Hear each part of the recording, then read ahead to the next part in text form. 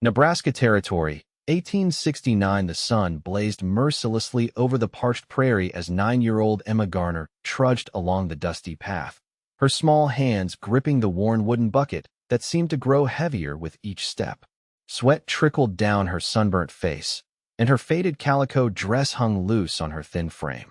The well sat nearly a mile from their homestead, but she made this journey alone every day without complaint. Her mother needed clean water, and Emma was determined to be strong for her. Not much farther now, she whispered to herself, squinting at the horizon where the lone cottonwood tree marked the location of the community well. The journey felt longer today, perhaps because her mother's cough had worsened during the night. Hope Garner had once been the picture of health and vitality.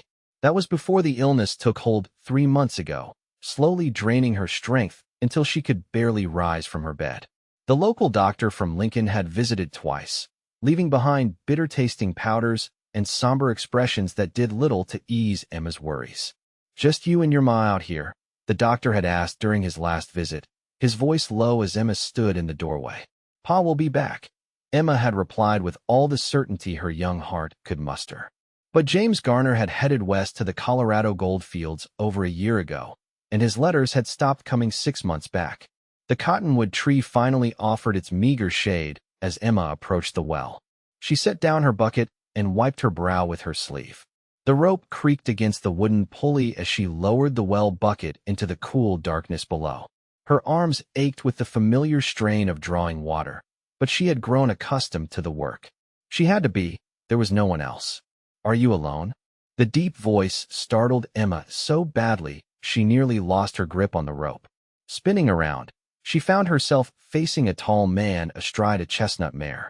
His broad-brimmed hat shaded eyes that studied her with quiet intensity. Dust covered his denim trousers and cotton shirt, and a leather vest hung open in the heat. The gleam of a silver star pinned to his chest caught the sunlight. Emma clutched the rope tighter, her heart hammering. Mother had always warned her about strangers. "I'm just getting water for my mother," she answered, her voice smaller than she intended. The man dismounted with fluid grace that spoke of years in the saddle. He kept his distance, seeming to understand her wariness. "That's a mighty big job for such a little lady," he said, removing his hat. His hair was the color of sun-bleached wheat, and despite the trail dust, Emma could see he wasn't much older than 30. "Name's Marshal Matthew Vaughn. Folks call me Matt." Emma remained silent, uncertain whether to trust this stranger with a star.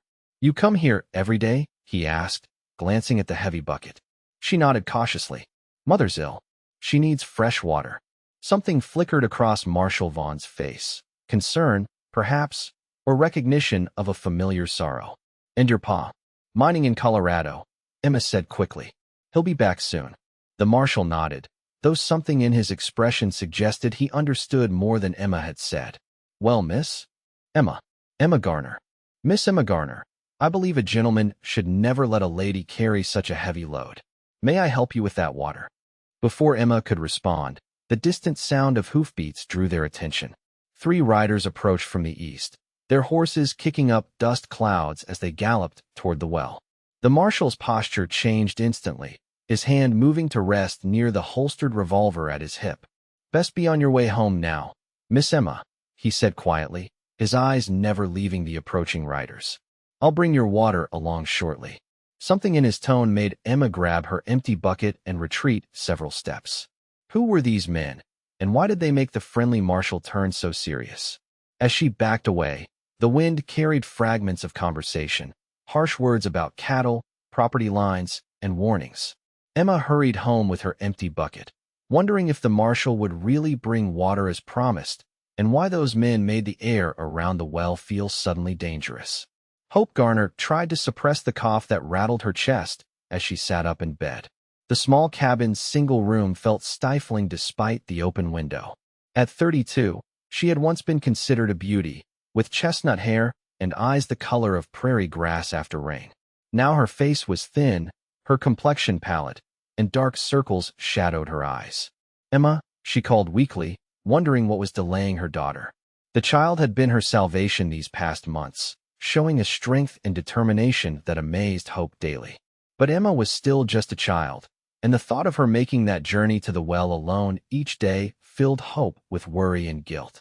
The cabin door swung open, and Emma rushed in, breathless and empty-handed. "Where's the water?" Hope asked, trying to keep the alarm from her voice. "A marshal is bringing it," Emma explained, her words tumbling out in excitement. "Marshal Vaughn. He offered to help, but then some men rode up, and he told me to come home." Hope frowned. "What men?" "Emma, you know better than to speak with strangers." "But he's a marshal, Mother. He has a star and everything." Before Hope could respond, a knock at the door made both of them start. Emma hurried to answer it, while Hope reached for the small Derringer pistol she kept beneath her pillow, James's parting gift before he'd left for Colorado. The door opened to reveal a tall man holding Emma's water bucket, now full to the brim. Hope's fingers relaxed their grip on the hidden pistol as she observed his respectful demeanor. The silver badge on his chest confirmed Emma's story. "Mrs. Garner, I presume?" the marshal said, removing his hat. "Matthew Vaughn, territorial marshal. I hope you don't mind my assistance." Seemed the right thing to do. Hope studied him carefully. His face was weathered from sun and wind, but his blue eyes held a kindness that seemed genuine. "Thank you, Marshal," she managed, before another coughing fit seized her. Emma took the bucket from him and poured some water into a cup for her mother. Marshal Vaughn remained by the door, his gaze taking in the cabin's sparse furnishings and the obvious absence of a man's presence. "Your daughter says you've been unwell, ma'am. Is there anything you need from town?" "I'm heading back to Lincoln tomorrow." Hope sipped the water, embarrassed by this stranger's charity, but too practical to refuse it. "We're managing, thank you." "Mother needs medicine," Emma interjected.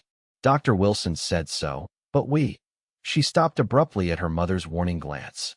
The marshal nodded as though he understood perfectly. "I can bring some things from the apothecary. No trouble at all." Hope felt a flush of shame. They had been getting by on the meager savings James had left, but that money was nearly gone. She hadn't wanted to sell the homestead. It was their future, Emma's inheritance, but each day brought her closer to that difficult decision. "We can pay," she insisted, though they both knew it wasn't entirely true. "We'll settle accounts later," Marshal Vaughn said diplomatically. "Meanwhile, I noticed your fence has some damage on the north side. Might be why those cattle from the Diamond Bar Ranch keep straying onto your property." Hope frowned. "What cattle? I haven't seen any." The marshal's expression shifted slightly. "The men at the well mentioned it. Seems there's been some confusion about property lines in these parts." He paused.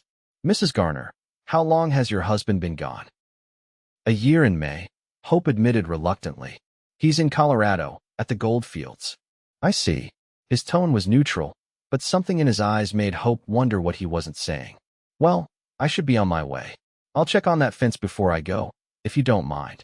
After the marshal left to inspect the fence, Emma sat beside her mother's bed, her face alight with excitement. "He's nice, isn't he, Mother? And so tall." Hope smiled despite her concerns. "Yes, he seems decent enough." But as she watched through the window as Marshal Vaughn examined their property boundary, she couldn't help wondering about his sudden appearance and his interest in their situation. Something about those men at the well troubled her. In the territories, land disputes could turn deadly, and without James to protect their claim. The marshal returned shortly, his expression grim. "Mrs. Garner, I don't mean to alarm you, but someone's been moving your property markers. The original survey stakes have been pulled up and repositioned about 20 yards in from your actual boundary." Hope's blood ran cold. "Who would do such a thing?" "Can't say for certain," he replied. "But the Diamond Bar has been expanding aggressively since Edgar Thornton took over management last year." He hesitated before adding, "I'll have a word with them before I leave the area." "Please don't trouble yourself," Hope said quickly. "We don't want any difficulties with neighbors. Some difficulties find you whether you're looking for them or not." The marshal observed quietly. He replaced his hat and moved toward the door. "I'll be by tomorrow afternoon with those medicines, Mrs. Garner. Meanwhile, might be best if Emma doesn't go to the well alone for a while." After he departed, Hope sank back against her pillows, her mind racing. Land disputes, property markers, aggressive neighbors. These were James's concerns, not hers. She was barely keeping them fed and clothed. How could she possibly defend their homestead against someone determined to take it? More troubling still was the marshal's warning about Emma going to the well alone. What had he seen or heard that prompted such caution? As night fell across the prairie, Hope listened to the coyotes' distant howls and wondered what tomorrow would bring. Marshal Matthew Vaughn rode slowly through the gathering dusk, his mind preoccupied with the Garner women. The girls' daily journey to the well had first caught his attention 3 days ago when he'd begun investigating reports of property disputes in the county. Watching such a young child struggle with that heavy bucket had stirred something in him, a protective instinct he thought he'd buried after the war. The condition of Hope Garner had only deepened his concern. The woman was clearly in the grip of consumption, trying to hide her deterioration from her daughter. And now this business with the property markers. Matt had recognized Floyd Hatcher among the men at the well, Thornton's foreman and a man known for his ruthless tactics.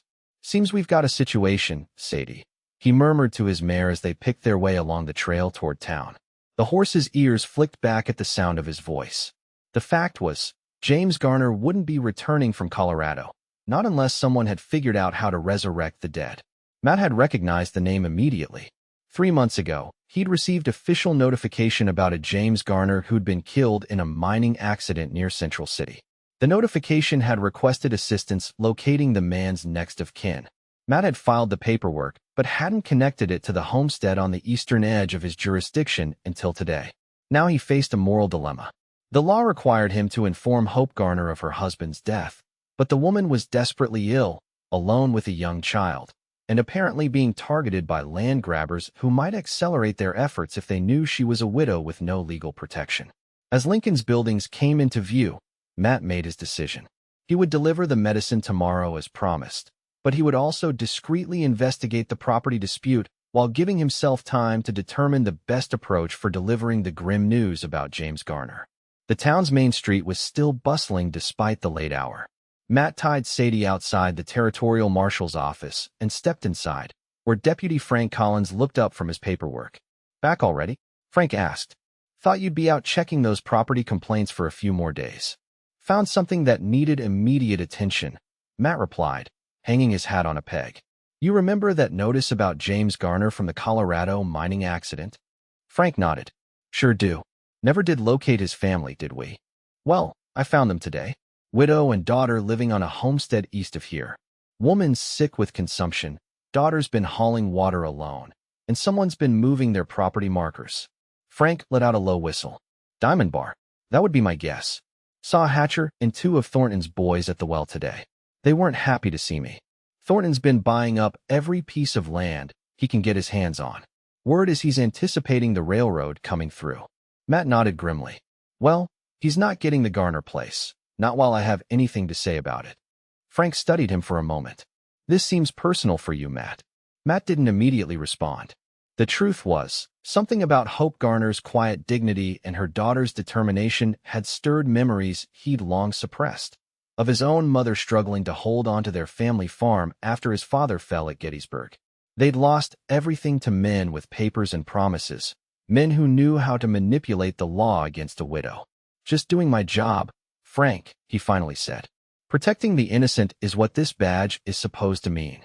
Later that night, as Matt packed supplies for the next day's visit, he found himself selecting items beyond the requested medicines: coffee, sugar, flour, and dried beef. He told himself it was simple Christian charity, nothing more. But the image of Hope Garner's proud eyes and Emma's trusting face suggested his motivations might not be quite so straightforward. "Getting involved won't end well," he muttered to himself as he closed his saddlebags. Deliver the supplies, fix the fence, inform her about her husband, and move on. That's the job.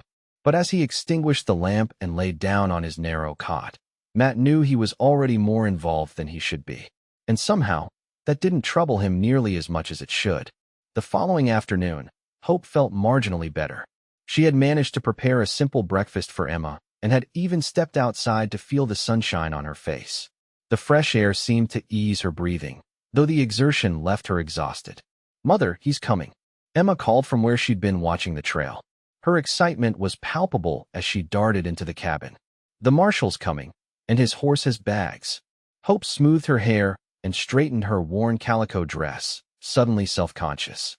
It had been months since anyone besides Emma and the doctor had seen her, and she was acutely aware of how much the illness had changed her appearance. Marshal Vaughn arrived with considerably more than the promised medicine. He unloaded saddlebags filled with food supplies, nails for repairs, and even a small package wrapped in brown paper that he handed directly to Emma. "Just some peppermint sticks," he explained with a slight smile when Hope raised an eyebrow. "Mama always said they were good for keeping up a child's spirits." Emma's delighted thanks made Hope's objections die on her lips. Instead, she invited the marshal to sit at their small table while she prepared coffee. "I can't accept all this charity," Hope said quietly when Emma had gone outside to enjoy her treat. "It's not charity, Mrs. Garner," he replied. "Consider it an advance against future services." "What services could I possibly provide, Marshal?" He glanced around the cabin. "I notice you're handy with a needle. Those curtains are finely made, and that quilt on your bed shows real craftsmanship." Hope followed his gaze to the wedding quilt she'd completed just before marrying James. "You're observant." "Part of the job," he said with a slight shrug. "There's a considerable demand for quality sewing in Lincoln. The new hotel needs linens, and several merchants' wives were discussing the difficulty of finding someone to make proper dresses for their daughters." Hope considered this unexpected possibility. She had once taken in sewing to supplement James's farming income, but illness had forced her to stop. "I'm not sure I have the strength these days." "Start small," Marshal Vaughn suggested. "I could bring materials and commissions. You work at your own pace." The offer was presented so practically that Hope found it difficult to refuse. It wasn't charity if she was working for it, and the idea of contributing to their survival again was powerfully appealing. "I'll think about it," she conceded. The marshal nodded, seeming satisfied with this response. He produced a small bottle from his pocket. "The apothecary said this tonic might help your cough. 2 spoonfuls morning and night." Their fingers brushed as she accepted the bottle, and Hope was startled by the unexpected warmth that traveled up her arm. She quickly withdrew her hand, uncomfortable with her reaction to this man she barely knew. "You mentioned the fence," she said, changing the subject. "I brought supplies to repair it," he confirmed. "Thought I'd take care of it before heading back to town." "That's very kind, but—" "Mrs. Garner," he interrupted gently, "I understand your reluctance to accept help. But consider Emma. That fence keeps your livestock in and others out. It defines your property line against those who might wish to encroach. It's not just a kindness I'm offering, it's protection." Hope studied him, trying to discern his motivations. In her experience, men rarely offered assistance without expecting something in return. Yet the marshal's steady gaze held no hidden agenda she could detect. "Very well," she agreed finally. "Emma can show you where the damage is worst." While Marshal Vaughn worked on the fence, Hope sat by the window, alternating between sewing and watching his methodical progress. Emma had appointed herself his assistant, carrying nails and holding boards in place, chattering away with the easy openness of childhood. The domestic scene stirred an unexpected longing in Hope's heart. James had been gone so long that Emma had started to forget small details about him. The sound of his laugh, the way he'd scoop her up for a good-night embrace. Hope had maintained the fiction of his eventual return, but in her darkest moments, she questioned whether he would ever come home. As afternoon stretched toward evening, Marshal Vaughn completed the repairs and returned to the cabin. Hope had prepared a simple meal from the supplies he'd brought, the least she could do in return for his labor. "Will you stay for supper, Marshal?" Emma asked eagerly. He hesitated, glancing at Hope for approval. "Please do," Hope said, surprising herself with the sincerity of the invitation. "It's nothing fancy, but it's hot." They ate together in a companionable quiet broken only by Emma's occasional questions about the marshal's work and travels. Hope noticed how carefully he answered, never glamorizing the violence that sometimes accompanied law enforcement in the territories, yet not shielding Emma entirely from reality either. He spoke to her daughter with respect, as though her questions mattered. As twilight deepened, Marshal Vaughn prepared to depart. At the door, he hesitated, seeming troubled. "Mrs. Garner, there's something else we should discuss," but perhaps when his eyes flicked meaningfully toward Emma, who was clearing the table. Hope felt a chill of apprehension. "Emma, would you fetch more water for washing up?" Once the child was outside, Hope turned to the marshal. "What is it?" He removed his hat, holding it before him almost like a shield. "It's about your husband, ma'am." The gravity in his voice told Hope everything before he spoke another word. Her legs weakened, and she gripped the back of a chair for support. "James is dead, isn't he?" The marshal nodded solemnly. Mining accident in Central City, 3 months ago. I received official notification but didn't make the connection to your homestead until yesterday. I'm truly sorry. Hope closed her eyes, absorbing the blow. Some part of her had known for months, had sensed the truth in the silence where James's letters should have been. Yet having it confirmed opened a chasm of grief and fear she'd been holding at bay through sheer will. Does anyone else know? She asked, thinking of Emma, of the neighbors, of the men who were moving her property markers. Not locally, he assured her. The notification came to me because I'm responsible for locating next of kin when territorial residents die elsewhere. Please don't tell Emma yet, Hope whispered urgently. She's lost so much already. I need time to find the right way. Marshal Vaughn nodded his understanding. Of course.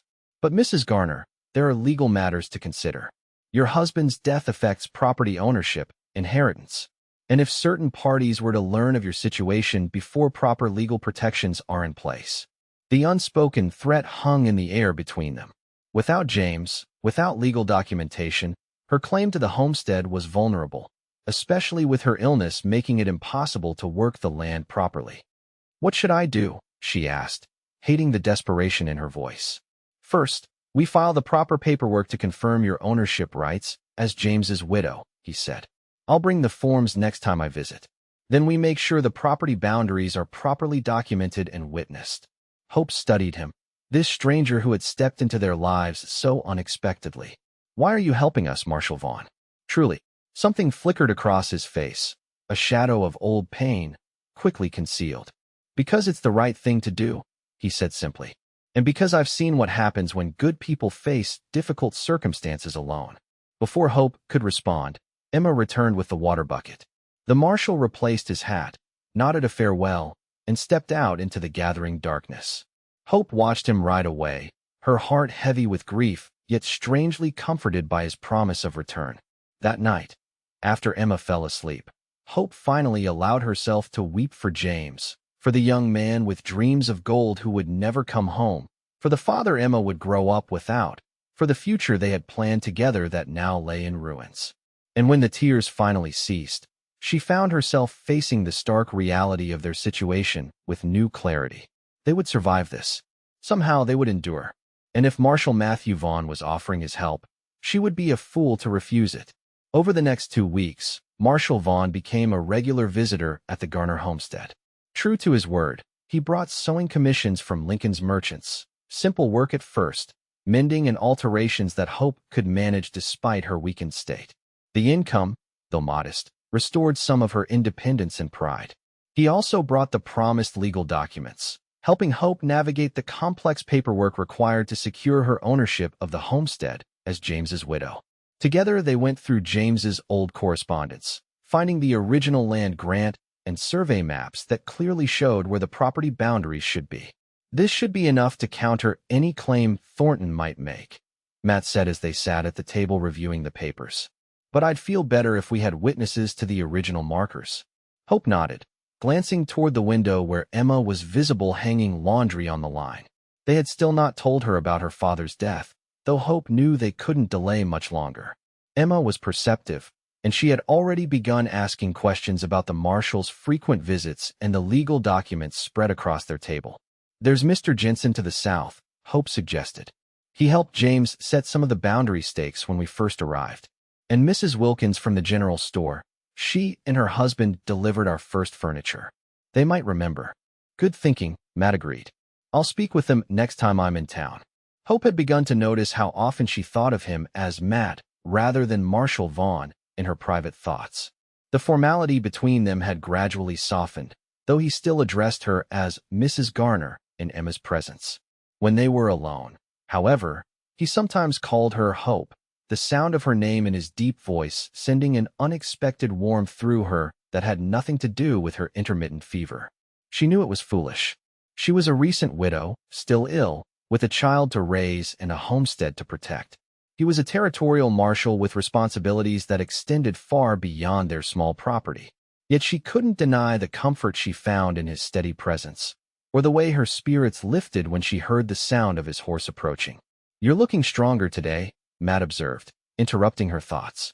Hope smiled slightly. The medicine helps. and having meaningful work again. The dresses you completed for Mrs. Henderson's daughters were very well received, he told her. She's commissioned 3 more and has been singing your praises all over Lincoln. I'm grateful for the work, Hope said, but I'm more grateful for your help with these legal matters. I wouldn't have known where to begin. Matt's expression grew serious. I should warn you. Thornton was asking questions in town yesterday. About your property, about your situation. Hope felt a flicker of fear. What kind of questions? The kind that suggest he's still interested in acquiring your land. Matt hesitated before adding.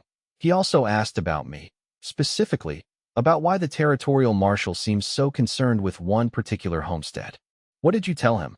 That I take property rights very seriously, Matt replied with a slight smile that didn't reach his eyes. And that moving boundary markers is a serious offense under territorial law. Hope studied him, sensing there was more he wasn't saying. Do you think he's dangerous? Edgar Thornton is a businessman first. He prefers to use legal channels when possible, buying out struggling homesteaders, manipulating property records. But his foreman, Hatcher. Matt frowned. Hatcher has a reputation for ensuring his boss gets what he wants, one way or another. The implication hung heavy between them. Hope glanced again at Emma, her chest tightening with protective fear. Perhaps we should sell, she said quietly. Take whatever Thornton offers and go back east to my sister in Pennsylvania. Matt's response was immediate and firm. This land is your future, Emma's inheritance. The railroad's coming, Hope. In 5 years, this property could be worth 10 times what Thornton would pay you now. He leaned forward, his expression intense. Don't let them intimidate you into giving up what's rightfully yours. His passion stirred something in Hope, a determination she thought had died with James. Then what do you suggest? We document everything legally, secure your boundaries, and make it clear to Thornton that you're not alone in this fight. Matt hesitated, then added, and I think it's time to tell Emma about her father. She needs to understand what we're protecting and why. Hope nodded reluctantly. You're right. I've postponed it too long already. She took a deep breath. Would you stay when I tell her? She's grown fond of you. Your presence might help. Something flickered in Matt's eyes, surprise, then a deeper emotion Hope couldn't quite name. Of course, he said softly. Whatever you need. That evening, after supper, Hope sat Emma down and gently explained that her father wouldn't be coming home. Matt remained quietly present, offering steady support as Emma's initial confusion gave way to gut-wrenching sobs. Hope held her daughter close, her own tears falling silently as Emma grieved the father she'd been waiting for. When Emma finally cried herself to sleep, Hope carried her to bed, tucking the quilt around her tear-stained face. Matt had moved outside to give them privacy, and Hope found him sitting on the porch steps, staring at the stars. She'll be all right, he said as Hope sank wearily onto the step beside him. Children are remarkably resilient. I hope so, Hope whispered. She's lost so much, so young. She still has you, Matt pointed out. And this land, her heritage, we'll make sure she keeps it. The quiet conviction in his voice, the use of we rather than you, brought fresh tears to Hope's eyes. Without thinking, she rested her head against his shoulder, seeking comfort in his solid presence. After a moment's hesitation, Matt's arm came around her, drawing her closer. They sat in silence, watching the fireflies dance across the darkened prairie, each lost in private thoughts, yet somehow connected in this moment of shared purpose. I should go, Matt said eventually, though he made no move to stand. It's late, Hope agreed. Too late for the ride back to town. Their eyes met in the dim light, an unspoken question hanging between them. The barn has a comfortable hayloft, Hope said finally. It's where our farmhands used to sleep, when we had them.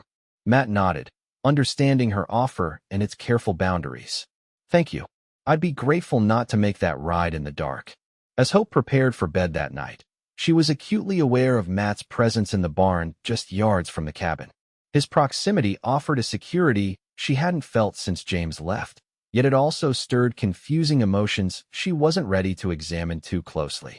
Grief and attraction, gratitude and guilt, they tangled together in her heart, leaving her restless and uncertain.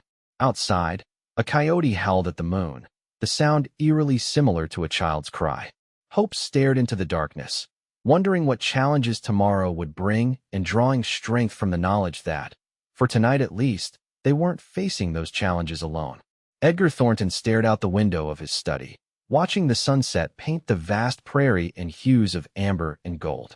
At 45, he had built the Diamond Bar into one of the largest ranches in the territory through calculated risks and ruthless determination. The railroad survey confirmed what he had suspected for months. The main line would cut through this region, transforming worthless grassland into prime commercial property overnight. "You're certain about this, Hatcher?" he asked without turning. Floyd Hatcher shifted his weight from one foot to the other, his tall frame uncomfortable in the confined space of Thornton's elegant office. "Yes, sir. Marshal Vaughn's been at the Garner place almost daily, bringing supplies, fixing fences. Word in town is he's helping the widow file legal papers to secure her claim." Thornton's jaw tightened. The Garner homestead represented the final piece in his carefully assembled land holdings along the proposed railroad route. He had assumed acquiring it would be simple, a widow with a sick child struggling to survive. Yet somehow this territorial marshal had complicated matters. "And their relationship?" Thornton asked coolly. Hatcher shrugged his broad shoulders. "Hard to say. Some folks think he's sweet on her. Others say he's just doing his duty, helping a widow in need. Either way, he's becoming a problem." Thornton turned from the window, his eyes cold. "What about the property markers? We reset them twice. Each time, they get put back where they was originally." Thornton drummed his fingers on the polished surface of his desk. "The woman's husband is definitely dead." "Yes, sir. Mining accident in Colorado, just like we heard. Marshal's got the official papers." "Then her claim is vulnerable, marshal or no marshal." Thornton made a decision. Send Wilson to make her an offer, a generous one, but with a time limit. $200 for the entire homestead. Offer expires in 3 days. Hatcher's eyebrows rose. "That's considerably less than it's worth?" "Of course, but more than she's likely to see otherwise." Thornton's smile didn't reach his eyes. "And if she refuses?" "Well, homesteading is dangerous work. Accidents happen, especially to those without proper protection." Hatcher nodded, understanding the implicit order. "And the marshal?" Thornton's expression hardened. "Marshal Vaughn would be wise to remember his jurisdiction extends beyond one widow's homestead. It would be a shame if more serious crimes required his attention elsewhere." After Hatcher departed, Thornton poured himself a measure of fine Kentucky bourbon. He had not built his empire by allowing sentimentality to interfere with business. The railroad was coming, and nothing, not a sickly widow, not a meddling marshal, would prevent him from capitalizing on that opportunity. The following morning, Matt rode toward Lincoln, his mind troubled by the growing complexity of the Garner situation. What had begun as a simple act of assistance had evolved into something far more personal than he'd anticipated. Hope's quiet strength despite her illness, Emma's resilient spirit, the modest homestead they fought to preserve, all had worked their way past his professional detachment. Last night, with Hope's head resting against his shoulder under the vast Nebraska sky, Matt had felt a peace he'd thought lost forever after the war. It was a dangerous feeling for a man in his position. Attachment meant vulnerability, and vulnerability was something a territorial marshal couldn't afford. Yet he couldn't deny the protective instinct that surged within him whenever he thought of Thornton's interest in their land. The railroad survey had been confidential, but Matt had connections in the territorial government. He knew what was coming and understood exactly why Thornton was so determined to acquire the Garner homestead. His musings were interrupted as he crested a small rise and spotted 3 riders approaching from the direction of the Diamond Bar. Matt reined in safety, one hand resting casually near his holster as he recognized Floyd Hatcher leading the group. "Marshal Vaughn," Hatcher called as they drew near. "Bit far from town, aren't you?" "Just doing my rounds," Matt replied evenly. "Checking on outlying homesteads." Hatcher's weathered face twisted into a knowing smirk. "One homestead in particular, from what I hear." Matt ignored the insinuation. "Something I can help you with, Hatcher?" As a matter of fact, Hatcher gestured to one of his companions, a slender man in a suit that marked him as out of place on the range. "This here's Mr. Wilson, Mr. Thornton's business associate. He's got some matters to discuss with Mrs. Garner." Matt studied the man coldly. "What kind of matters?" Wilson straightened in his saddle, attempting to project authority despite his obvious discomfort on horseback. "That would be between Mr. Thornton and Mrs. Garner. Private business matters." "Mrs. Garner is unwell," Matt stated firmly. Any business can be conducted through proper legal channels. Hatcher's expression darkened. Now see here, Marshal. You've got no authority to interfere with legitimate business. I have every authority to protect territorial citizens from harassment, Matt interrupted, his voice hardening. Especially when those citizens have reported tampering with their property boundaries. Wilson looked alarmed, glancing nervously at Hatcher. I was not informed of any such allegations. Then perhaps you should reconsider who you're doing business with, Matt suggested coldly. Now, if you gentlemen will excuse me, I have duties to attend to. He urged Sadie forward, forcing the three men to part to let him pass. As he rode by, Hatcher leaned from his saddle to speak in a low voice meant for Matt's ears alone. Thornton doesn't like obstacles, Marshal, and a man who spends so much time with another man's widow might find his reputation compromised. Matt reined in sharply, fixing Hatcher with a stare that had made hardened criminals confess. Threaten me again, Hatcher, and you'll find yourself facing charges that will keep you occupied for years to come. Without waiting for a response, Matt rode on, his outward calm belying the anger surging through him. Hatcher's threat confirmed his suspicions. Thornton was prepared to play dirty to get what he wanted, and now he was targeting not only the Garners, but Matt himself. In Lincoln, Matt headed straight for the land office, where his old friend Samuel Green presided over the territorial records. Matt, twice in 1 week. To what do I owe the pleasure? Samuel greeted him, looking up from a stack of documents. Need a favor, Sam, Matt replied, removing his hat. The Garner homestead, east of town. I want every document related to it pulled and copied, original land grant, surveys, everything. And I need to file these. He produced the papers he and Hope had prepared, officially registering her claim as James's widow. Samuel raised his eyebrows as he examined the documents. Putting in a lot of effort for one homestead, aren't you? Just doing my job, Matt replied, the phrase becoming less convincing each time he used it. Samuel didn't look convinced. And the fact that the widow Garner is, by all accounts, a remarkably handsome woman has nothing to do with it. Matt's expression remained neutral. She's being pressured to sell by Thornton. I'm simply ensuring her legal rights are protected. Samuel's jovial expression sobered. Thornton was in here yesterday, asking questions about the Garner property, how long they've held it, whether taxes were current, if there were any liens. And everything's in order, far as I can tell. 5 years on the claim, improvements made, taxes paid. Samuel hesitated. But Matt, you should know. Thornton filed a petition claiming part of the north section of the Garner property was incorrectly surveyed. Says it rightfully belongs to Diamond Bar. Matt's jaw tightened.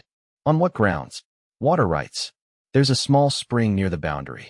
Thornton claims the original survey was supposed to include it in his property. That's absurd. The spring has always been on Garner land. It's why James chose that location. Samuel shrugged. Nevertheless, there's going to be a hearing next month. Territorial judge will review the evidence and make a determination. Matt absorbed this news grimly. A month. They had a month to gather evidence, witnesses, and legal arguments to counter Thornton's claim. And in that time, Hope needed to regain enough strength to appear before the judge. A formidable task given her current condition. I need those copies as soon as possible, Sam, Matt said. And keep this quiet, will you? I don't want Thornton knowing our next move.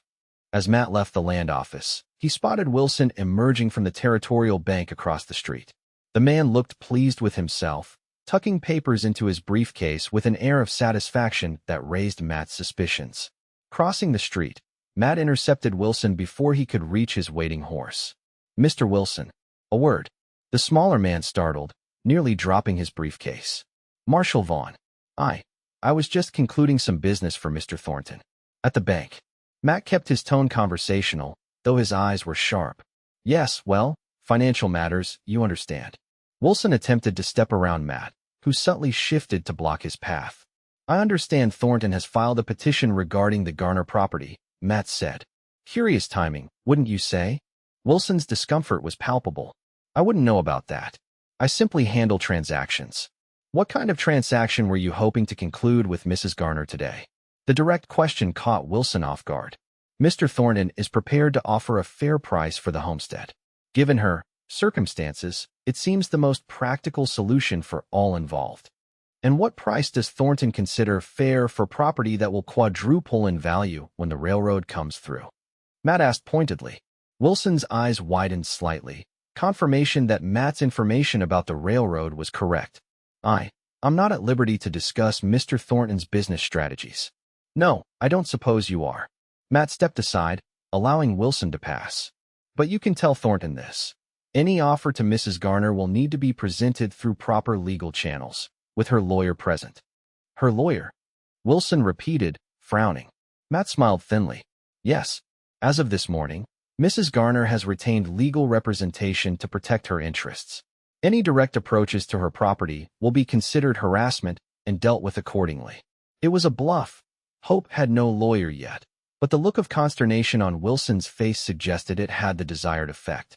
As the man hurriedly mounted his horse and rode away, Matt made a mental note to speak with Judge Hamilton about recommending legal counsel for Hope. The confrontation with Wilson had confirmed Matt's worst fears. Thornton was moving aggressively on multiple fronts: legal challenges, direct purchase offers, and likely more underhanded tactics to come. Time was not on their side. As Matt rode back toward the Garner homestead that afternoon, dark clouds gathered on the horizon, promising a storm by nightfall. The weather seemed an appropriate metaphor for the gathering threats. He urged Sadie to a faster pace, suddenly anxious to reach Hope and Emma, to ensure they were safe as the prairie sky darkened ominously above. Hope sat at her sewing table by the window, finishing the last stitches on a dress for one of the merchant's daughters in town. Her fingers moved deftly despite the fatigue that had been her constant companion for months. Outside, the wind had picked up, bending the prairie grasses and sending dust devils spinning across the yard. Emma was at the kitchen table, practicing her letters. They had decided to resume her lessons, which had lapsed during the worst of Hope's illness. The girl had been quieter since learning about her father's death, but she approached her studies with renewed determination, as though honoring James's memory through her efforts. Mother, look. Emma held up her slate, where she had carefully written out the alphabet. Is that better? Hope smiled, setting aside her sewing to examine her daughter's work. Much better, sweetheart. Your father would be so proud of your progress.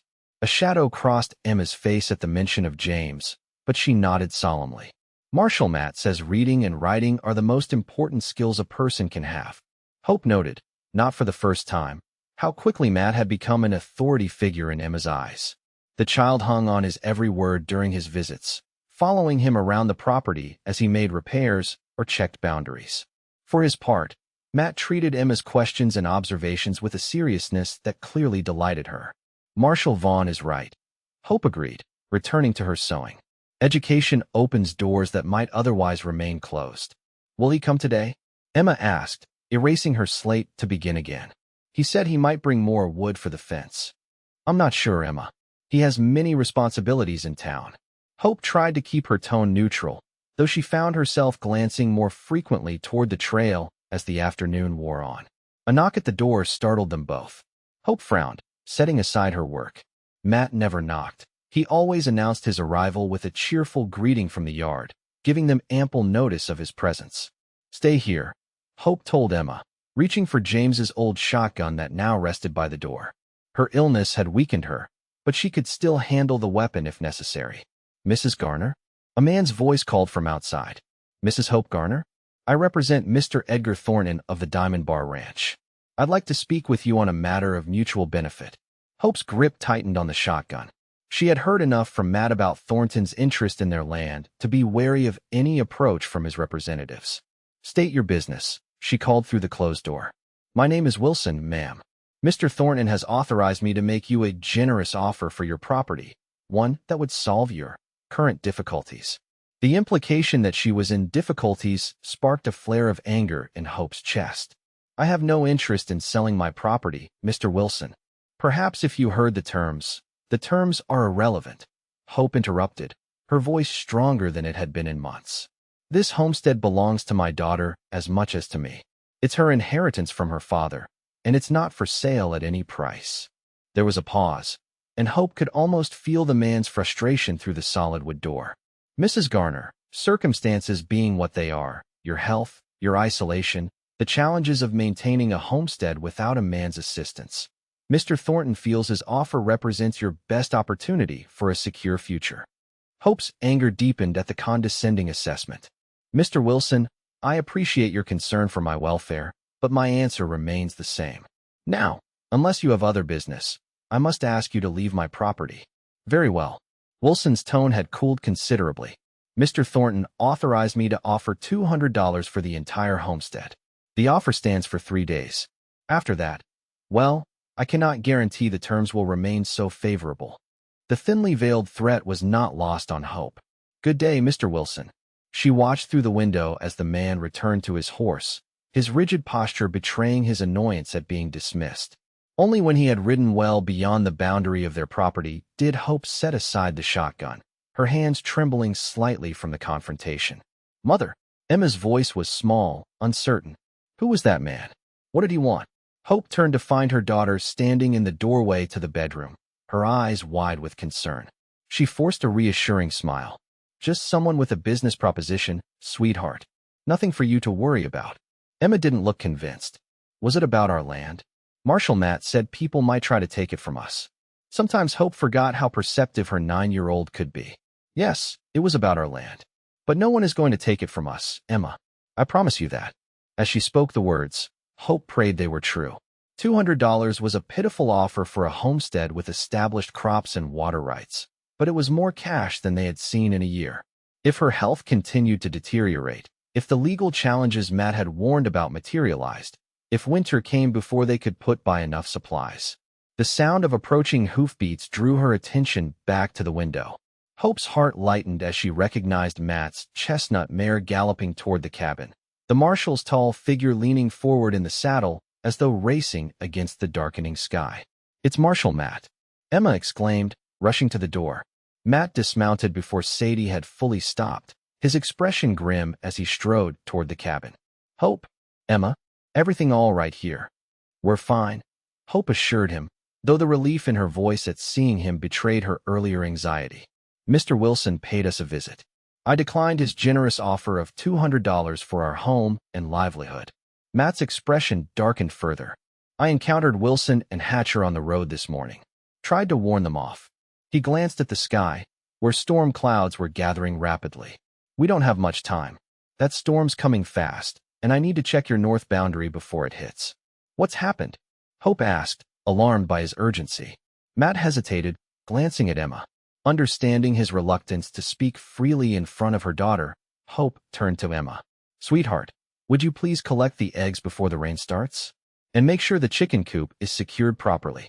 Once Emma had gone to perform these tasks, Matt explained about Thornton's legal petition claiming rights to the spring on their northern boundary. He's challenging your survey markers, claiming they were set incorrectly. I need to document the original placement before this storm washes away any evidence. Hope absorbed this news with growing dismay. The spring has always been part of our property. It's our primary water source besides the well. I know. That's why Thornton wants it. Control the water, control the land. Matt ran a hand through his hair, a gesture Hope had come to recognize as a sign of his frustration. I've arranged for copies of all your original documents, and I'm seeking legal counsel on your behalf. But this boundary dispute could be trouble. What can I do? Hope asked, determined not to be a passive participant in the fight for her home. For now, stay alert. Don't open the door to anyone from Diamond Bar, and keep that shotgun handy. Matt's eyes met hers, his concern evident. And Hope, take care of yourself. You need to be strong enough to appear before the judge when the hearing comes. Your testimony about the original survey will be crucial. The implication was clear. Her illness could not be allowed to worsen. She needed to focus on recovery, not just for Emma's sake, but for the legal battle ahead. I understand, she said quietly. The tonic you brought has helped. I'm feeling stronger each day. Matt nodded, though his expression remained troubled. Good. That's good. He glanced out the window at the rapidly darkening sky. I need to check that boundary now, before the rain destroys any evidence. Be careful, Hope said, touching his arm briefly. The storms come quickly this time of year. Their eyes met, and for a moment, something unspoken passed between them. Concern, affection, a growing connection neither was ready to name. Then Matt nodded, replacing his hat and heading for the door. Lock up behind me, he instructed. I'll return before dark. As Hope watched him ride toward their northern boundary, the first fat raindrops began to fall, splattering the dusty yard. Emma came running from the chicken coop, her apron filled with eggs, hair flying in the rising wind. "Hurry inside," Hope called, holding the door open for her daughter. As Emma darted past, Hope cast one last glance at Matt's retreating figure, now barely visible through the increasing rainfall. A sense of foreboding settled over her as she closed and barred the door against the gathering storm. The rain fell in sheets, driven horizontally by the howling wind as Matt crouched beside the disputed boundary marker. The original wooden stake had indeed been tampered with, pulled up and repositioned several yards south of its proper location, placing the spring on Diamond Bar land rather than Garner property. But the tampering had been hasty and careless. Matt could still see the original hole where the stake had first been driven, now partially filled with muddy water. More importantly, he found a metal survey marker driven into a nearby rock, a permanent reference point that would conclusively prove the correct boundary line. Matt sketched the location quickly in his waterlogged notebook, using his body to shield the paper from the worst of the rain. The evidence was clear. Someone from Diamond Bar, likely Hatcher, had deliberately moved the markers in preparation for Thornton's legal challenge.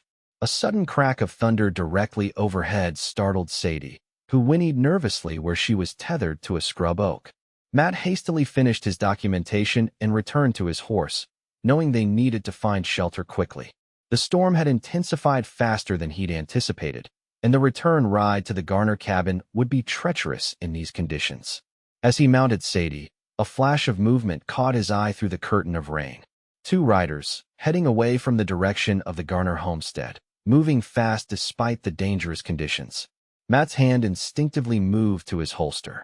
Something about their urgency in such weather raised his suspicions. He hesitated, torn between investigating the mysterious riders and returning to check on Hope and Emma. Another lightning strike, this one hitting a tree less than 50 yards away, made the decision for him. Sadie reared in panic, and it took all of Matt's horsemanship to control her. "Easy, girl," he soothed, turning her toward the Garner cabin. "Let's get to shelter." The ride back was harrowing. The rain had turned the trail to mud, and visibility was reduced to mere yards. Lightning continued to split the sky, followed by deafening thunder that made Sadie flinch and shy with each crack. By the time the cabin came into view, both horse and rider were soaked to the skin and spattered with mud. Something was wrong. Even through the driving rain, Matt could see that the cabin door stood open, swinging wildly in the wind. No lamps burned in the windows despite the storm-darkened afternoon. "Hope, Emma," Matt shouted as he dismounted, his voice barely audible above the storm's fury. He drew his revolver, approaching the open door with caution.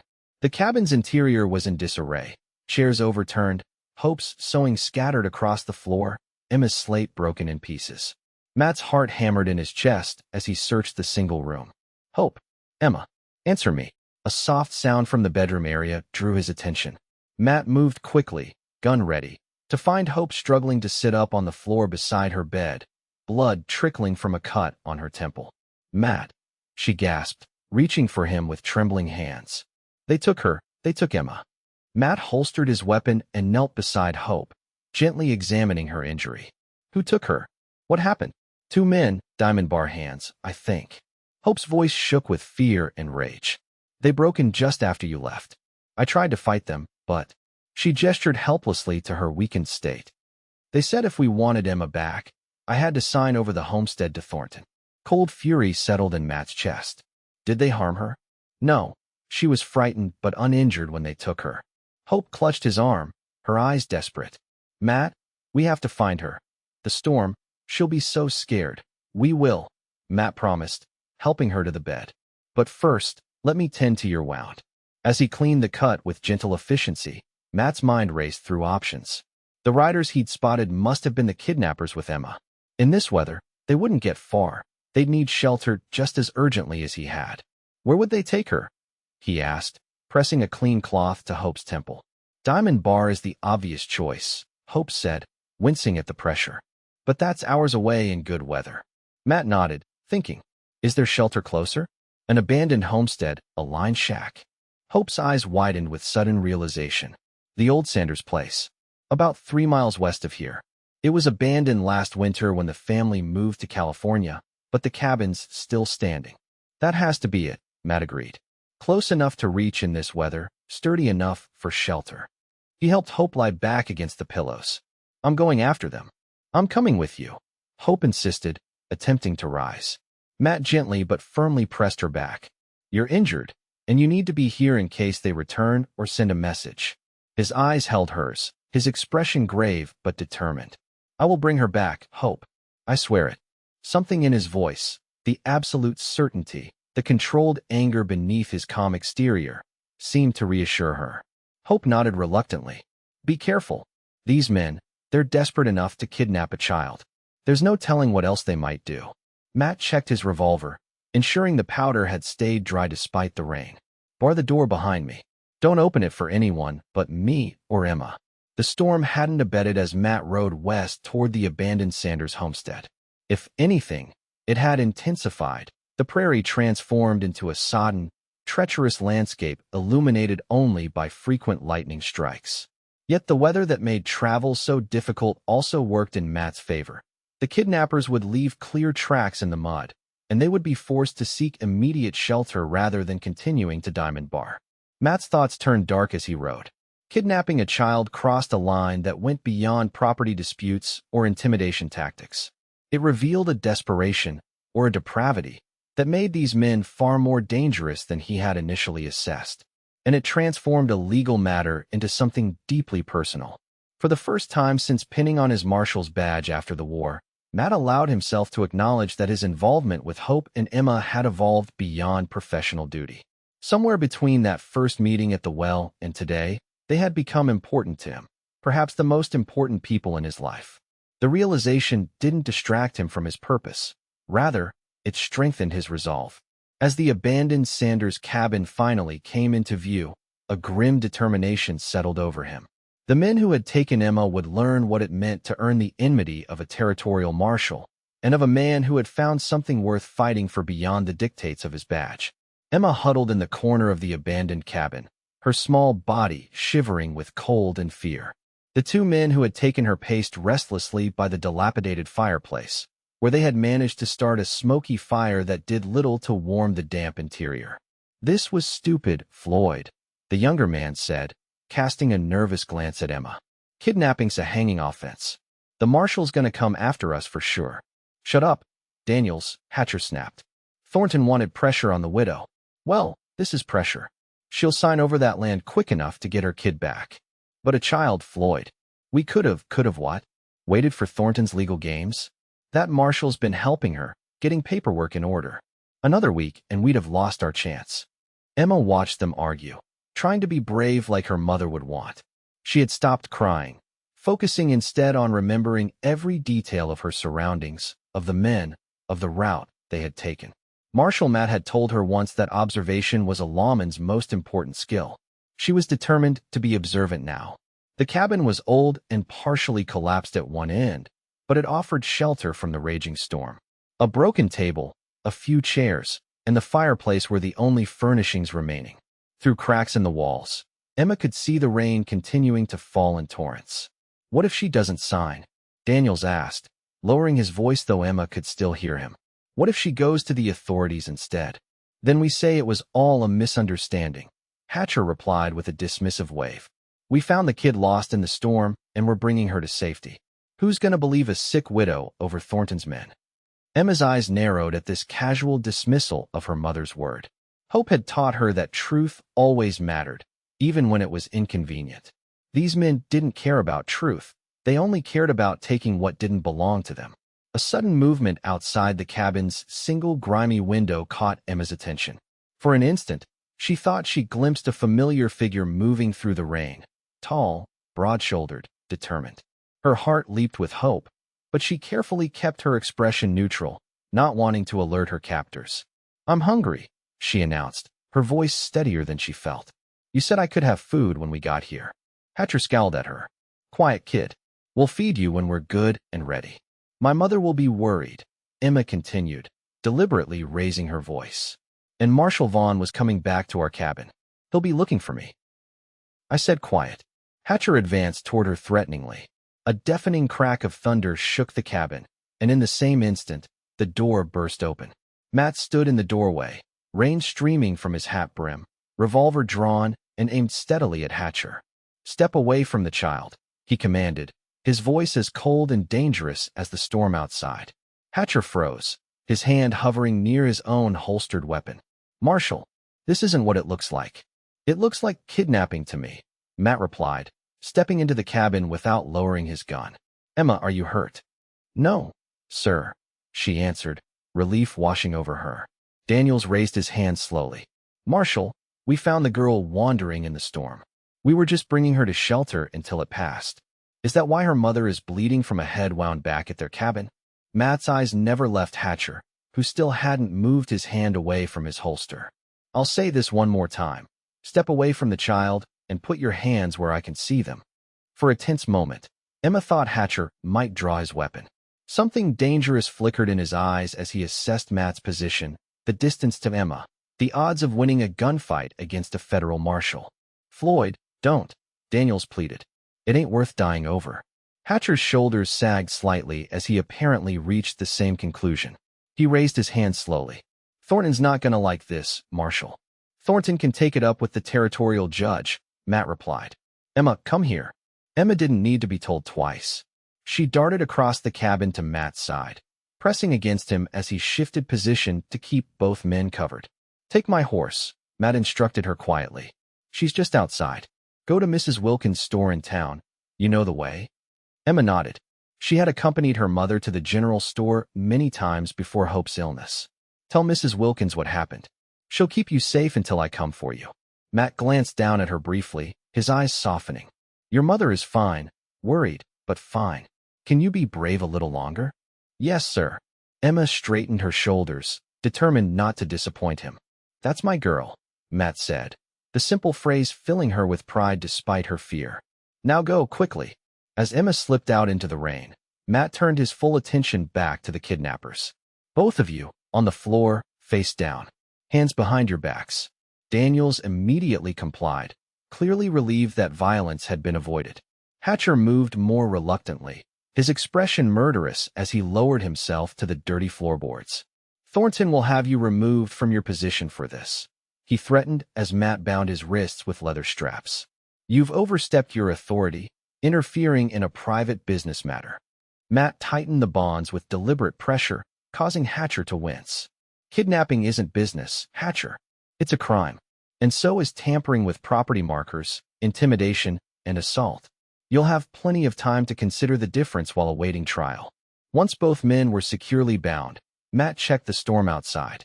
The rain had diminished slightly, though thunder still rolled across the prairie. Emma was already out of sight, and Matt offered a silent prayer for her safe journey to town. "We're going to wait out the worst of this storm," he informed his prisoners. "Then we're riding to Lincoln, where you'll be guests of the territorial jail until Judge Hamilton arrives for the circuit court." Hatcher spat on the floor. "You think this ends with us? Thornton has more men, more money, more influence than you can imagine. He wants that land, and he'll get it, with or without us." Matt crouched beside Hatcher, his voice low and dangerous. "You tell Thornton something for me, when you see him. Tell him I've documented the original survey markers, witnessed by 2 neighboring homesteaders. Tell him I've filed assault and kidnapping charges against his employees. And tell him that if he comes near Hope Garner or her daughter again, through legal channels or otherwise, he'll answer to me. Not as a marshal, but as a man." The implicit threat hung in the air between them. Hatcher's eyes widened slightly, recognizing the deadly seriousness in Matt's tone. "You're sweet on her," he said, a note of surprise in his voice. "The widow's got the marshal wrapped around her finger." Matt didn't dignify the taunt with a response. Instead, he moved to the cabin's broken window, watching the storm gradually subside as daylight faded. His thoughts turned to Hope, waiting anxiously at the cabin, and to Emma, making her way to Lincoln through the dangerous weather. He had made them a promise, to protect their land, their future. It was a promise he intended to keep, regardless of the cost to himself. Thornton and his ambitions had become more than a professional obstacle. They were a threat to the people Matt now realized meant more to him than he had been willing to admit. even to himself. As the rain finally slowed to a gentle patter, Matt prepared to escort his prisoners to town. The confrontation with Thornton was far from over, but the first battle, at least, had been won. 3 weeks later, Hope stood before the mirror in Mrs. Wilkins' back room, hardly recognizing the woman who gazed back at her. The new dress of deep blue calico, which she had sewn herself, complemented her returning color. The medicine Matt had procured from a specialist in Omaha had worked wonders, reducing her cough and restoring some of her strength. "You look beautiful, Mother," Emma said, watching from the doorway in her own new dress, her hair neatly braided with ribbons. Hope smiled at her daughter's reflection. "Thank you, sweetheart. Are you ready for today?" Emma nodded solemnly. "Marshal Matt says I need to tell the judge exactly what happened, just like I saw it."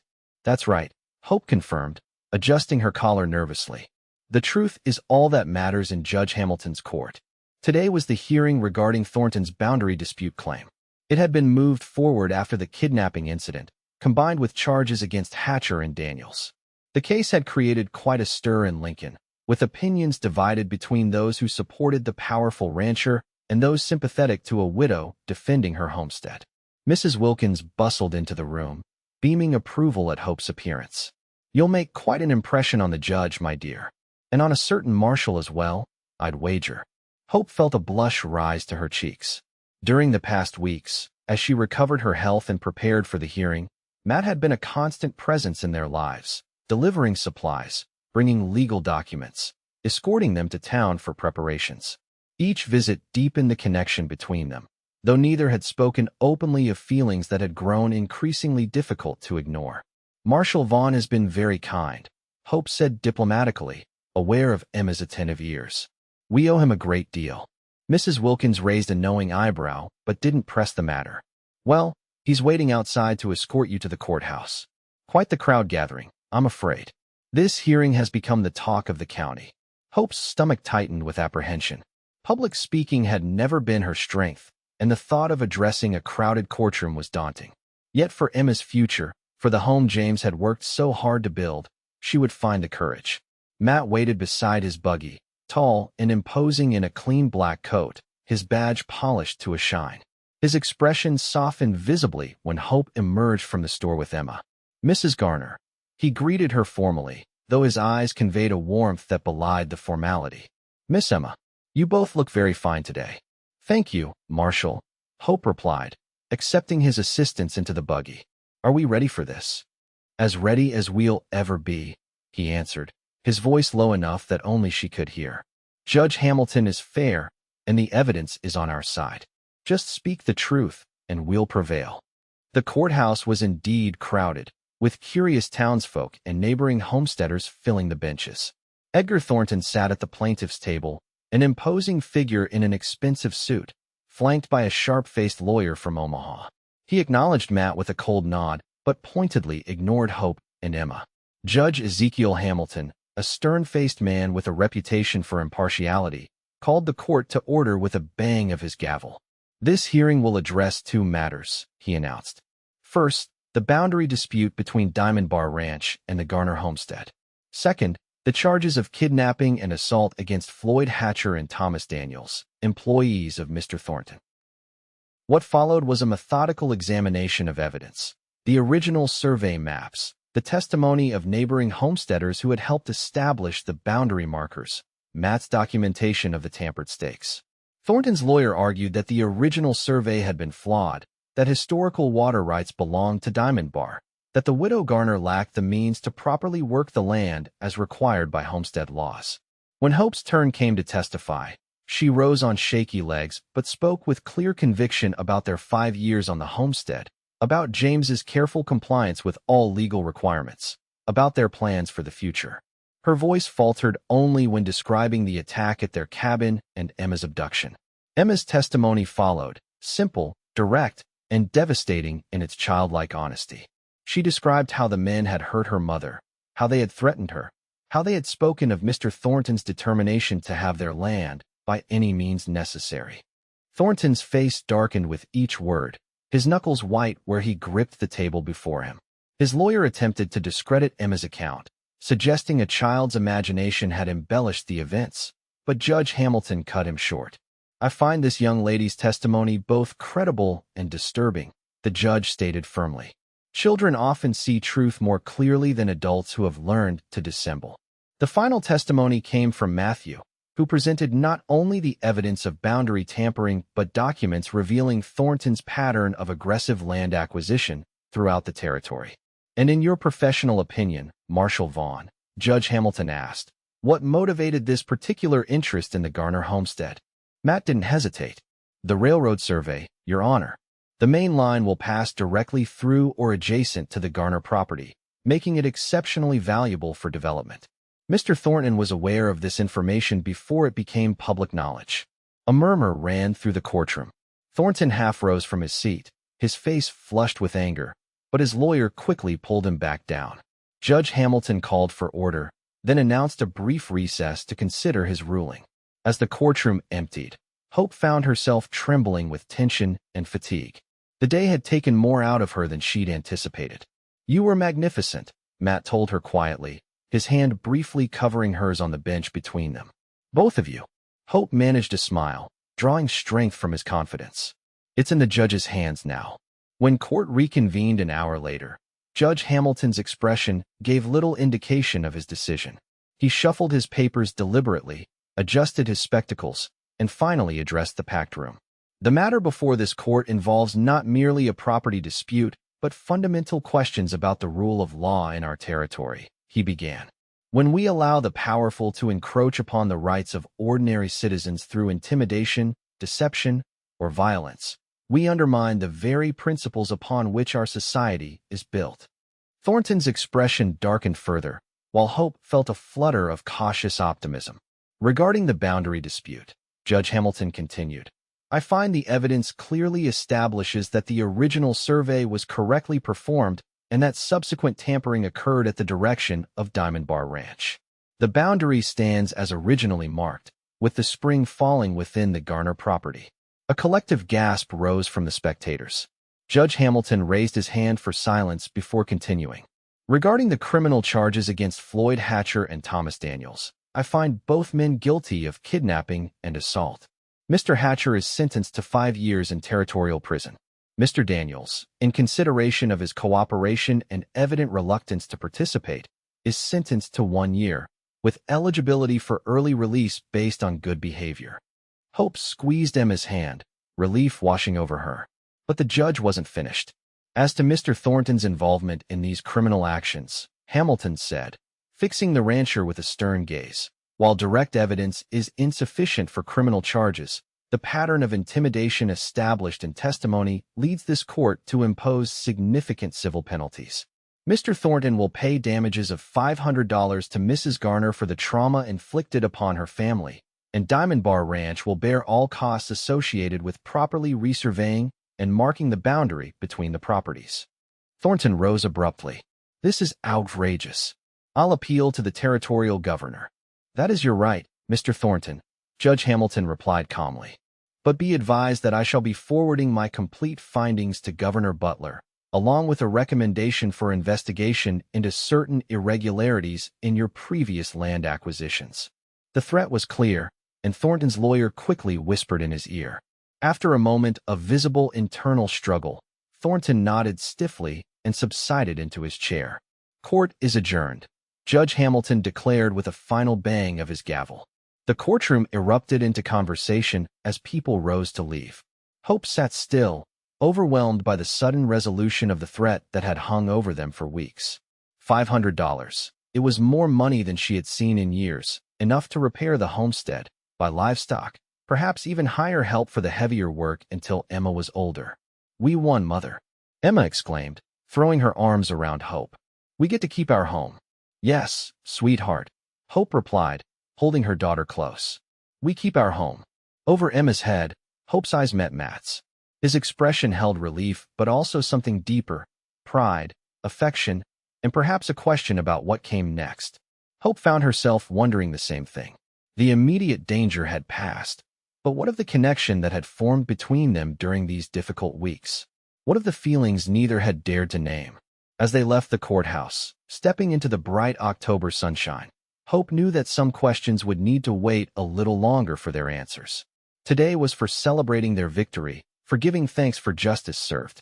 Tomorrow would be soon enough to consider the future, a future that suddenly seemed far brighter than she could have imagined when a tall marshal had first approached her daughter at the well and asked, "Are you alone?" 1 month later, the first snow of winter dusted the prairie surrounding the Garner homestead. The cabin, once showing signs of neglect, now stood solid and weathertight with a new roof, repaired walls, and fresh-cut firewood stacked neatly beside the door. A thin curl of smoke rose from the chimney, carrying the scent of baking bread into the crisp December air. Inside, Hope bent over her sewing table, where a bolt of fine white cotton awaited transformation into curtains for the territorial governor's mansion, a commission that had come, somewhat ironically, through Judge Hamilton's wife. The judge had been so impressed by the quality of Hope's work on Emma's dress that he had mentioned it to his wife, who had promptly placed an order that would keep Hope busy and well paid through the winter months. Emma sat near the fire, reading aloud from a new McGuffey reader, a gift from Matt on his last visit.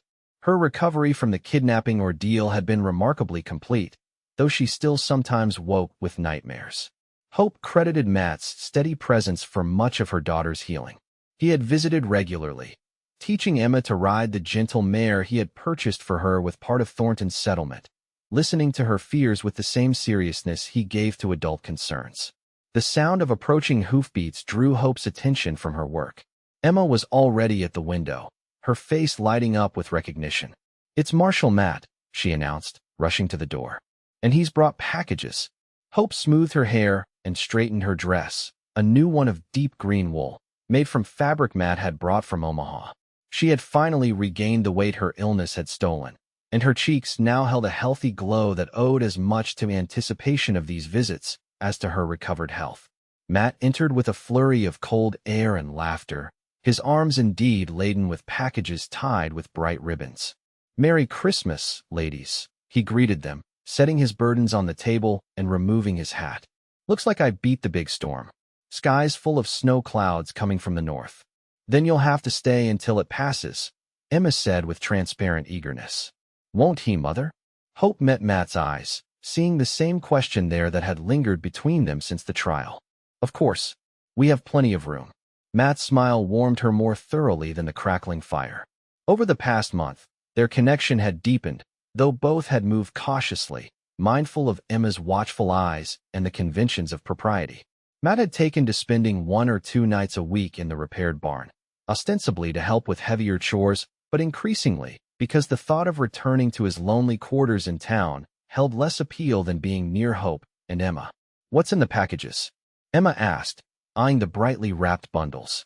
"Christmas is still 2 weeks away, young lady," Matt replied with mock sternness. "Patience is a virtue, or so I'm told." Emma sighed dramatically. "That's what Mother always says. But Christmas seems so far away."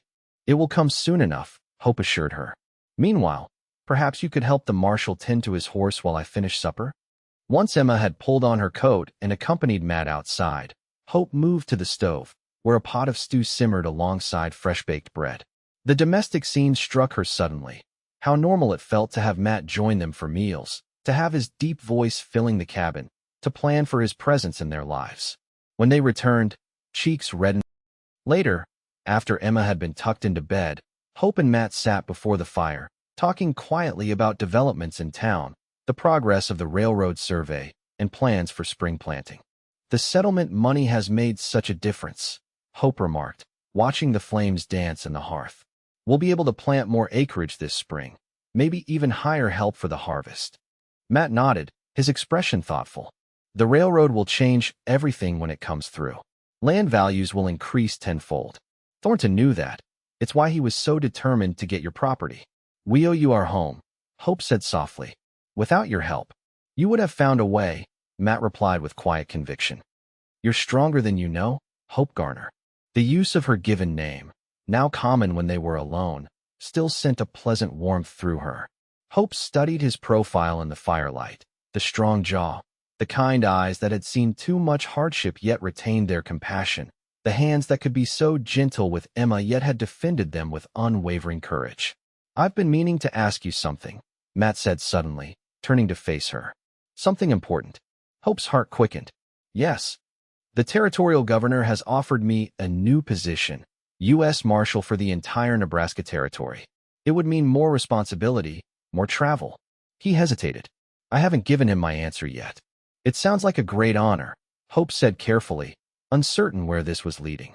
You deserve such recognition. It is an honor, he agreed. But I've been thinking about what I want for my future. After the war, I took this badge because it gave purpose to days that otherwise seemed empty. I'd seen too much death, too much loss. Enforcing the law, protecting the innocent, it gave meaning to my life when nothing else did. Hope listened, sensing he was building towards something significant. But these past months, being here with you and Emma, Matt's eyes held her steadily. I found something I never expected to find again. A sense of home, of family. Hope's breath caught in her throat. I declined the appointment, he continued quietly. Instead, I've purchased land adjoining your property to the east, good land, with access to the creek. I plan to build there in the spring. You're staying in Lincoln? Hope asked, hardly daring to believe what she was hearing. I'm staying, Matt confirmed. If that's agreeable to you. The careful phrasing didn't disguise the true question beneath his words. Hope felt tears gathering in her eyes. Not tears of sadness or fear, as had so often been the case in recent years, but tears of unexpected joy. Very agreeable, she whispered. Matt reached across the space between them, taking her hand in his. Hope, I know it may seem too soon. James has been gone barely a year. But life out here is too uncertain, too precious to waste in unnecessary waiting when hearts are certain. Are you certain? Hope asked, needing to hear the words plainly spoken. I love you, Matt said simply. You and Emma have become my world. I want to build a life with you, if you'll have me. The directness of his declaration, so like the man himself, brought a smile to Hope's lips. Emma will be overjoyed. She adores you. And her mother? Matt prompted gently. Hope met his gaze steadily. Her mother has been falling in love with you since you asked her daughter if she was alone at the well. The happiness that transformed Matt's face was answer enough, but he still asked formally. Hope Garner, will you marry me? Will you allow me the honor of helping to raise Emma, of building a future together on this land? Yes, Hope replied without hesitation. Yes to all of it. Matt drew her gently into his arms, his lips finding hers in a kiss that felt like coming home after a long journey. When they finally separated, he rested his forehead against hers. I should go to the barn, he said reluctantly. Propriety demands it, at least until we're properly married. Hope nodded, though she was loath to see him leave. When shall we tell Emma? Christmas morning? Matt suggested. It would be a fitting gift, I think. Perfect, Hope agreed. Though I suspect she's been hoping for this longer than either of us realized. She asked me last week if marshals were allowed to have families. Matt laughed softly. Perceptive child. She takes after her mother that way. Later, as Hope prepared for bed, she paused by the window, looking out at the barn where Matt would spend the night. Snow had begun to fall in earnest, transforming the prairie into a glistening white expanse that stretched toward the horizon. The beauty of it struck her anew. This land that had nearly broken her, that had taken James from her, that had tested her beyond what she thought she could bear. Yet it had also brought her Matt. In the midst of her darkest hours, when illness and grief and fear had nearly overwhelmed her, he had appeared with a simple question to a little girl at a well. And from that question had grown something precious and unexpected, a second chance at love, at family, at the future she had thought forever lost. As the snow continued to fall, blanketing the homestead in pristine white, Hope offered a silent prayer of gratitude. For Emma's safety, for her own recovery, for the home they had fought to keep. And most of all, for the man sleeping in their barn, who had taught her that even in the harshest landscapes of loss, new life could take root and flourish. Christmas morning dawned bright and clear, the fresh snow sparkling in the sunlight. Emma woke early, her excitement about the holiday barely contained as she helped Hope prepare a special breakfast. Matt joined them from the barn, carrying the mysterious packages that had tantalized Emma for days. The simple gifts they exchanged, a new shawl for Hope, hand-carved animals for Emma, a fine leather journal for Matt, were made precious not by their monetary value but by the love with which they were given and received. Yet the greatest gift came when Matt knelt before Emma after the packages had been opened. I have one more present, he told her solemnly. But it requires your permission. Emma looked at him curiously. My permission? Yes. Matt glanced at Hope, who nodded encouragingly. I've asked your mother to marry me, and she has agreed. But I wanted to ask you as well, because we would become a family together. Would you be willing to have me as a father, Emma? Emma's eyes widened, darting between Matt and her mother as she processed this momentous question. For a heartbeat, Hope feared the memory of James might make her daughter hesitate. But Emma's face suddenly broke into a radiant smile. Really? You'll be my father? And we'll all live together? Really? Matt confirmed, his own smile matching hers. If that's what you want. Emma threw her arms around his neck with such force that Matt nearly toppled backward. Yes, that's what I want more than anything. Over Emma's shoulder, Matt's eyes met Hope's, sharing in the perfect joy of the moment. As Emma peppered them with questions about the wedding, about Matt's new house, about whether she could call him Papa instead of Marshal Matt, Hope watched the man who would become her husband respond with patience and humor, his love for her daughter as evident as his love for her. In that moment, surrounded by the warmth of the cabin while winter sunshine streamed through the windows, Hope knew with absolute certainty that they had found their way home. Not just to this place, this land they had fought to protect, but to each other. From the depths of illness and grief had emerged a future brighter than she could have imagined when a tall marshal had found her daughter alone at a well and stopped to offer his help. The American West was a harsh land that demanded courage and perseverance from those who sought to tame it.